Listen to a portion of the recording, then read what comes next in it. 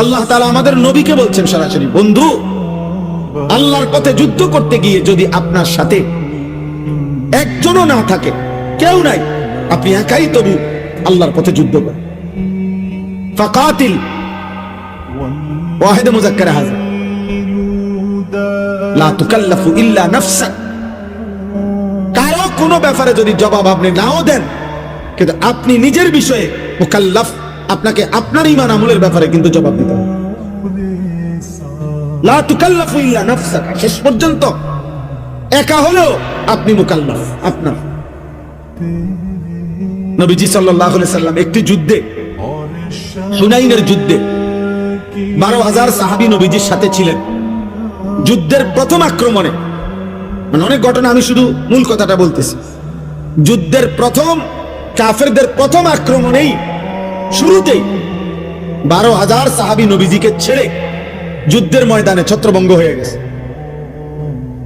কিন্তু আল্লাহর নবী সাল্লাল্লাহু আলাইহি ওয়াসাল্লাম একা সেই যুদ্ধের দিন ময়দানে আপন জায়গায় মজবুতির সাথে দাঁড়িয়েছেন। তাহলে সেদিন যদি নবী বলতেন, আল্লাহ 12,000 সাহাবী আমার চলে গেছে, সরে গেছে দেখা আমিও দৌড় দিছি, আল্লাহ বলবে না বন্ধু, আপনি এটার হিসাব দেন আগে, আপনি দৌড় দিলেন কা?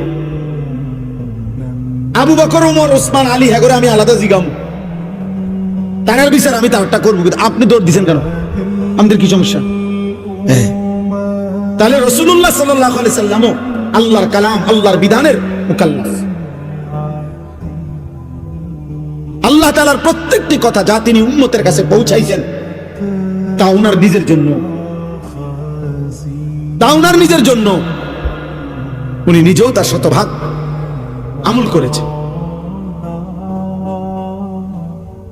মা উরিদু আন উখালিফাকুম মা আনহাকুম আনহু, নবীরা বলতেন যে যে বিষয় থেকে তোমাদেরকে আমরা নিষেধ করি, উদ্দেশ্য আমাদের এই নয় আমরা তা করব না।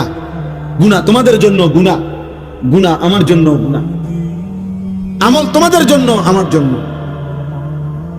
এই জন্য প্রিয় ভাই, বাবা, তালিবে ইলম, সবার জন্য আমার কথা, আমরা সবাই মিলে আল্লাহর কথার মুহতাজ, মুখাপেক্ষী।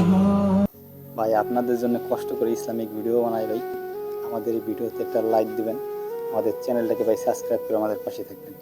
ভিডিও না দেখেন তাতে কোনো দুঃখ নাই ভাই, আমাদের চ্যানেলটাকে একটা সাবস্ক্রাইব করে দেন ভাই, এটি আপনার কাছে অনুরোধ ভাই, প্লিজ ভাই আমাদের চ্যানেলটাকে একটা সাবস্ক্রাইব করে দিবেন। চেষ্টা করো, পারবা ইনশাআল্লাহ।